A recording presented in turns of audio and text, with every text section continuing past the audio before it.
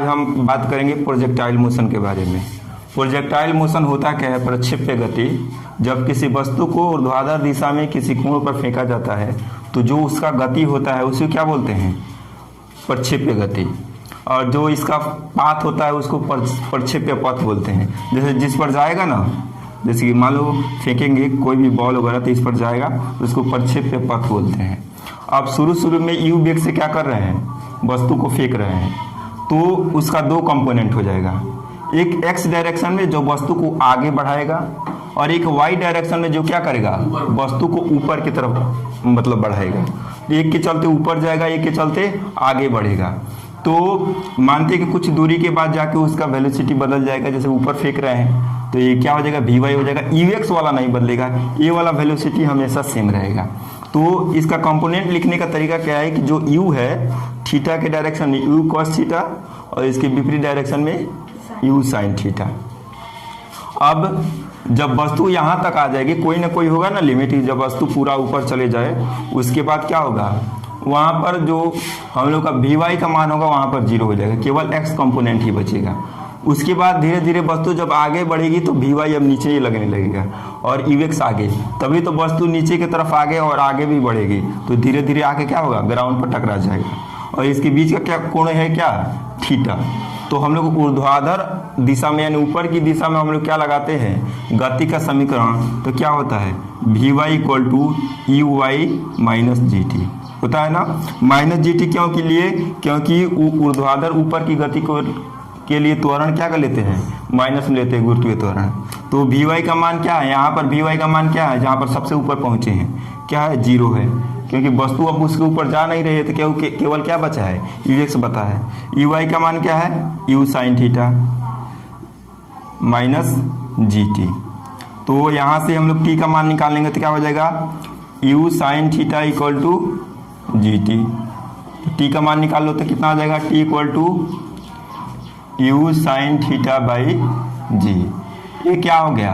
वस्तु को ऊपर जाने में लगा समय है, यानी वस्तु को यहाँ से पी तक जाने में, यानी ओ से पी तक जाने में कितना समय लग रहा है? यहाँ से यहाँ तक जाने में टी समय। कितना लग रहा है समय? टी टाइम लग रहा है। तो बताओ, यहाँ से अधिकतम ऊंचाई तक जाने में टी समय लग रहा है, तो फिर उतना नीचे आने में फिर टी समय लगेगा। उसी को क्या बोलते हैं? उड़ीयन काल बोलते हैं, यानी टाइम ऑफ फ्लाइट। जो पूरा वस्तु को फेंकते हैं ग्राउंड से तो फिर ग्राउंड पर आने में जो समय लगता है उसको क्या बोलते हैं? Time of flight. उसको क्या बोलते हैं? Time of flight. यानी उसको उड़ने में कितना, यानी इसको उड़ीयन काल बोलते हैं। उड़ीयन काल। तो उड़ीयन काल किसके बराबर होता है? 2t के बराबर। और t का मान आया, हम लोग इसको बड़ा t से सूचित करते हैं, तो t इक्वल टू 2 और t का मान क्या है? u sign theta by g. अब यहाँ से हम लोग किसी वस्तु को फेंकते हैं तो हम लोग पता कर सकते हैं कि कितना देर के बाद वो फिर ग्राउंड पर आ जाएगी। तो यही क्या है? हम लोग का टाइम ऑफ फ्लाइट का क्या है? फॉर्मूला है। तो समझ लेते एक बार फिर। ऊर्ध्वाधर ऊपर की ओर गति का समीकरण लगाएंगे तो क्या हो जाएगा? V Y equal to U Y minus G T. V Y का मान क्या है? जीरो। सबसे ऊपर पहुंचे हैं तो वी वाई का मान जीरो। यू वाई का मान यू साइन थीटा और माइनस जी टी। यहाँ से इधर उधर कर लेंगे, मतलब इधर जीरो की तरफ भेज लेंगे तो जी टी हो जाएगा equal to you sine theta. T का मान निकालेंगे, यानी जीरो से पी तक जाने में उसको टी समय लग रहा है, फिर पी से यहाँ तक आने में कितना लगेगा? टी ही समय। तो जो टोटल टाइम होगा उसी को क्या बोलते हैं? Time of flight. उसी को उड़ीयन काल बोलते हैं। और टी का मान रख देंगे तो टी इक्वल टू क्या हो जाएगा? 2 you sine theta by g. अब हम लोग बात करते हैं कि जैसे कि मान लो कि वस्तु जब फेंके हैं तो इधर कुछ दूरी चलेगा ना, इधर, तो जो दूरी चलेगा उसी को बोलते हैं क्या? परास। इसको जो दूरी कवर किया है इसी को क्या बोलते हैं? परास, यानी रेंज। इसी को 8 से डिनोट करते हैं। तो बताओ, तो यहाँ से यहाँ तक जाने में कितना समय लगा है? यहाँ से यहाँ तक, यानी इसको s मान लो या t। जीरो से t जाने में कितना समय लगा है? अरे यहाँ से यहाँ जाने में t समय लगा था, फिर यहाँ से यहाँ आने में t समय लगा था, तो 2t लगा है। तो फिर यहाँ से यहाँ तक जी जाने में भी 2t समय लगेगा ना। तो क्या हो जाएगा? और x डायरेक्शन में वेलोसिटी कितना है? u cos थीटा है ना।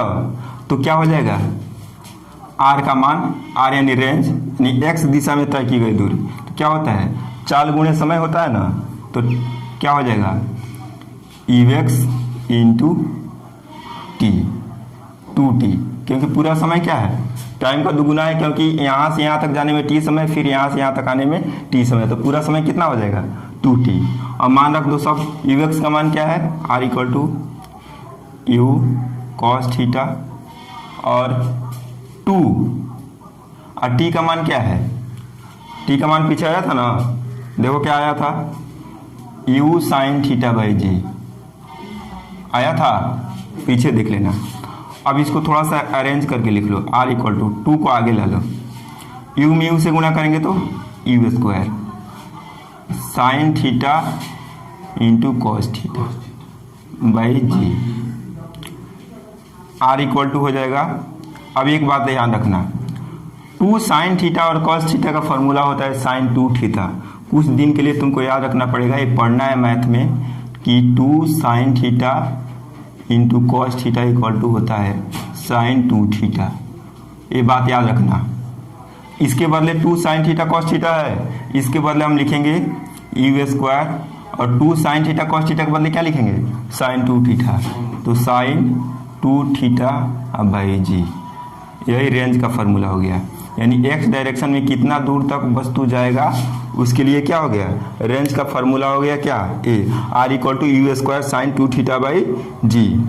अब बताओ तो मैक्सिमम रेंज कब होगा, थीटा का मान कितना होगा तो मैक्सिमम रेंज आएगा, मतलब अधिकतम दूरी तक वस्तु जाएगी एक्स डायरेक्शन में, कब जाएगी, कोई बता सकता है मैक्सिमम रेंज कब होगा। अरे साइन थीटा का मैक्सिमम मान कितना होता है, साइन थीटा का 1 होता है, तो मैक्सिमम रेंज कब होगा, पहले तो इतना नोट कर लो, उसके बाद में अब हम लोग बात करते हैं कि रेंज मैक्सिमम कब होगा, मतलब मैक्सिमम का मतलब किस कोण पर फेंकेंगे तो सबसे ज़्यादा दूर जाके गिरेगा।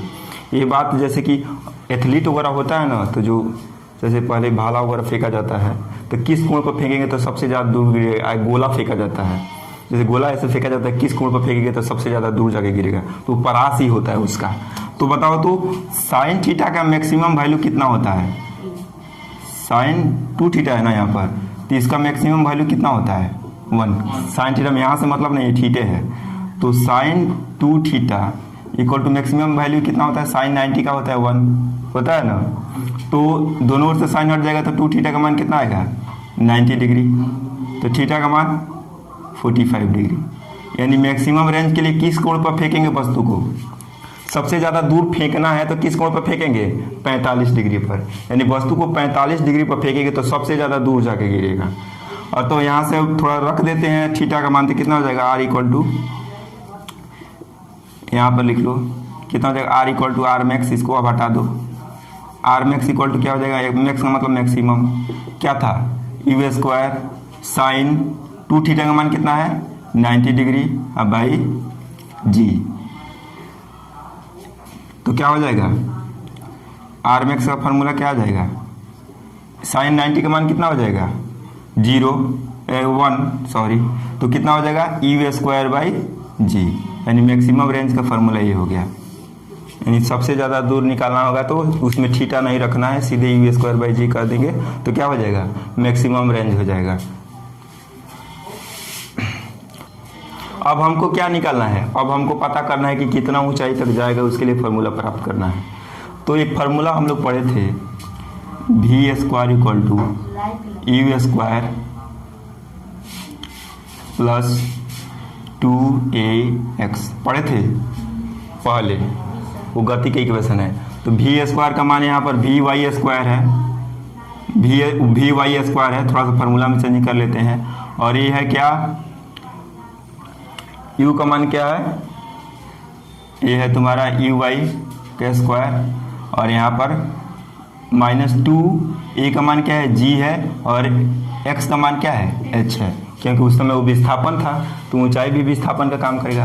अब बताओ तो सबसे अधिकतम ऊंचाई पर जाएंगे तो वी वाई का मान क्या होगा 0, सबसे ऊंचाई पर पहुंच गए थे 0 का स्क्वायर, यू वाई का मान क्या है यहाँ पर हम लोग का यू साइन थीटा, तो यू साइन थीटा का स्क्वायर माइनस 2gh को इधर ला लो तो कितना हो जाएगा 2gh इक्वल टू, अब इसका स्क्वायर कर लेते हैं तो you square sine square theta हो जाएगा। अब बताओ हमको किसका मान निकालना है, एच का। तो एच इक्वल टू क्या हो जाएगा, you square sine square theta बटे 2g लेके चल जाएंगे नीचे, क्या हो जाएगा 2g। तो क्या हो जाएगा, हाइट का फार्मूला हो जाएगा, मतलब कितना ऊंचाई तक वस्तु जाएगा। अब बताओ तो मैक्सिमम हाइट कब होगा, यानी वस्तु को सबसे ज़्यादा ऊंचाई कब जाएगा। थीटा का मान कितना होना चाहिए, सब में 45 नहीं होगा, यहाँ पर साइन थीटा है और वहाँ पर साइन 2 थीटा था। तो साइन थीटा का मैक्सिमम वैल्यू क्या होता है 1। तो यहाँ से साइन थीटा इक्वल टू क्या हो जाएगा साइन 90। तो थीटा का मान कितना आ जाएगा यहाँ से 90 डिग्री। यानी अधिकतम परास के लिए वस्तु को कितना डिग्री पर, मतलब अधिकतम ऊंचाई के लिए वस्तु को कितना कोण पर फेंकना है 90 डिग्री पर। तो इसमें रख दो। तो मैक्सिमम हाइट का फॉर्मूला क्या हो जाएगा, H max equal to you square sine square 90 बटे 2g। तो मैक्सिमम हाइट इक्वल टू क्या हो जाएगा, H max equal to you square sine square 90 का मान क्या हो जाएगा, साइन 90 का मान 1 और 1 का स्क्वायर करेंगे तो 1 ही हो जाएगा। तो मैक्सिमम हाइट का फॉर्मूला क्या हो जाएगा, H max equal to you square by 2g। इससे पता चल जाएगा तो वस्तु सबसे ज़्यादा ऊंचाई पर कितनी जाएगी।